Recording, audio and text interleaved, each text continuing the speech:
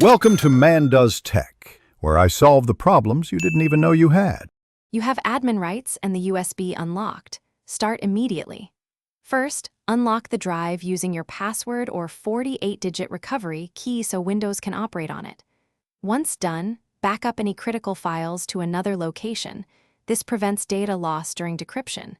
Make sure you know the drive letter shown in File Explorer. You will use it in the next steps. If Windows prompts for BitLocker management, accept it and proceed to the control interface to remove protection.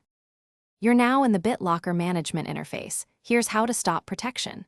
Select the USB drive and choose Turn off BitLocker or Decrypt drive. This triggers decryption and removes encryption keys.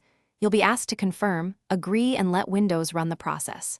During decryption, the system rewrites data to unencrypted form, which can take minutes to hours depending on size and speed. So be patient and avoid canceling.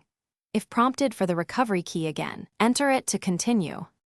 Once BitLocker shows 100% decrypted, safely eject the USB and test files to confirm they open without a password. If decryption stalls or fails, unlock the drive again with the recovery key and retry turn off BitLocker. Alternatively, run manage BDE off X from an elevated command prompt where X is the drive letter. If errors persist, copy your data to another location, reformat the USB to remove all encryption structures, then restore your files.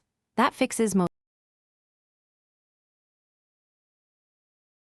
Thanks for watching. If you found this helpful, don't forget to like and subscribe.